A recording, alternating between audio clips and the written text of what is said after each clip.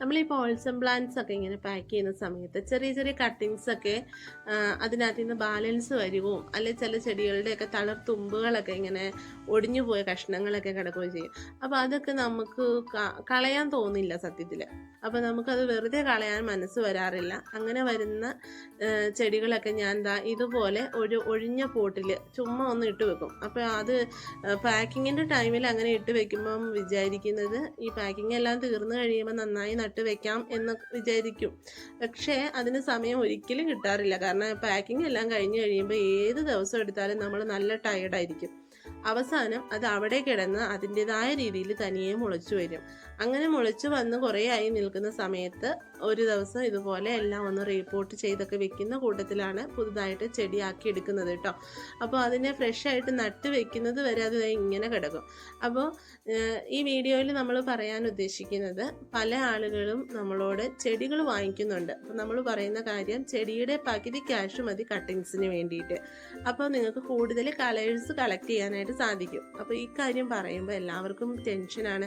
Cuttings എങ്ങനെ മുളച്ച് കിട്ടില്ല, ഞങ്ങളെല്ലാവരും നട്ട് വെക്കുന്ന കട്ടിങ്സ് ഒക്കെ പെട്ടെന്ന് ചീത്തയായി പോകുന്നു, ചീഞ്ഞു പോകുന്നു, ഒന്നും പിടിച്ചു കിട്ടുന്നില്ല, അതുകൊണ്ട് റൂട്ടുള്ളത് തന്നെ വേണമെന്നൊക്കെ പറയും. അപ്പോൾ അങ്ങനെയുള്ളവർക്ക് വേണ്ടിയുള്ള വീഡിയോയാണിത്. ഇത് എത്ര സിമ്പിളാണെന്ന് നോക്കിയേ, എത്ര തളിർ തുമ്പുകളാണെന്ന് നോക്കിയേ ഈ റൂട്ട് വന്ന് നിൽക്കുന്നതെല്ലാം. അപ്പോൾ ഇത്രയേ ഉള്ളൂ കാര്യം. അപ്പം എനിക്ക് ഈ ചെടിക്കകത്ത് നിന്ന് മനസ്സിലായത്, ഇതിന് ഓവർ കെയറിങ് കൊടുക്കാതെ അതിന് അതിൻ്റെതായ രീതിയിൽ അങ്ങ് വളരാൻ വിട്ടാൽ മാത്രം മതി.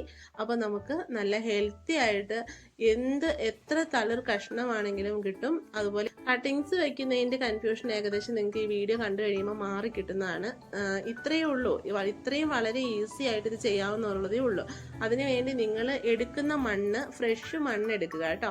അല്ലെ മണലെടുക്കുക, അല്ലെ ചകിരിച്ചോറ് എടുക്കുക.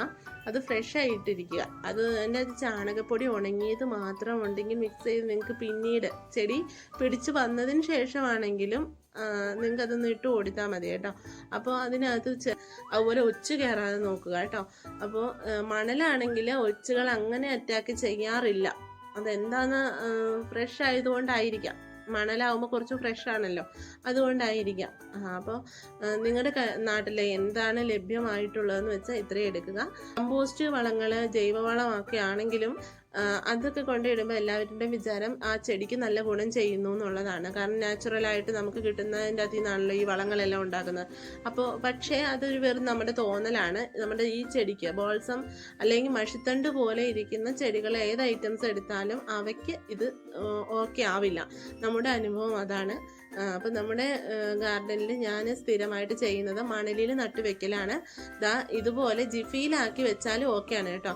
അപ്പോൾ ഇങ്ങനെ കഷ്ടപ്പെട്ട് ജിഫി ഒന്നും വാങ്ങിച്ച് നമുക്ക് കാശ് കൂടുതൽ കളയേണ്ട കാര്യമൊന്നും ഇല്ല സത്യത്തിൽ. ഈ ചെടി ഞങ്ങൾ ഇങ്ങനെ വെക്കുന്നത് നിങ്ങൾക്ക് അയച്ചു തരുമ്പോഴുള്ള എളുപ്പത്തിന് വേണ്ടിയിട്ടാണ് കേട്ടോ. ഇതിൽ നിന്നുകൊണ്ട് ചെടിക്ക് വലിയ ഗ്രോത്ത് ഒന്നും വരില്ല, പക്ഷെ റൂട്ട് പിടിച്ചു കിട്ടും. അപ്പോൾ അതിനുശേഷം ഇത്രയൊക്കെ ആയി കഴിയുമ്പോൾ ഇതിനെ പതിയെ അതിൻ്റെ അടിവശം ഒന്ന് പൊട്ടിച്ചു കൊടുത്തിട്ട്, നൈസായിട്ടൊന്ന് പൊട്ടിച്ചു കൊടുത്തിട്ട് നമുക്കൊരു പോട്ടിലേക്ക് നട്ട് വെച്ചാൽ മാത്രം മതി. അപ്പോൾ കൂടുതൽ കളർ വെറൈറ്റീസ്, നിങ്ങൾക്ക് കട്ടിങ്സ് ആണ് വാങ്ങിക്കുന്നതെങ്കിൽ ഒരു കൺഫ്യൂഷനും വേണ്ട, കൂടുതൽ കളേഴ്സും കിട്ടും. ആ സെയിം ക്യാഷിന് തന്നെ കൂടുതൽ കളേഴ്സും കിട്ടും. പിന്നെ നിങ്ങൾക്ക് പിടിപ്പിച്ചെടുക്കാനും വളരെ ഈസിയാണ്. അപ്പോൾ ഇതുവരെ ബോൾസം ചെടി നടുന്നതിന് വേണ്ടി, കട്ടിങ്സ് ഒക്കെ നടുന്നതിന് വേണ്ടി പേടി തോന്നി മാറി നിൽക്കുന്നവർക്കെല്ലാം ഈ കാര്യങ്ങളൊക്കെ ഒന്ന് പരീക്ഷിച്ച് നോക്കാവുന്നതാണ്.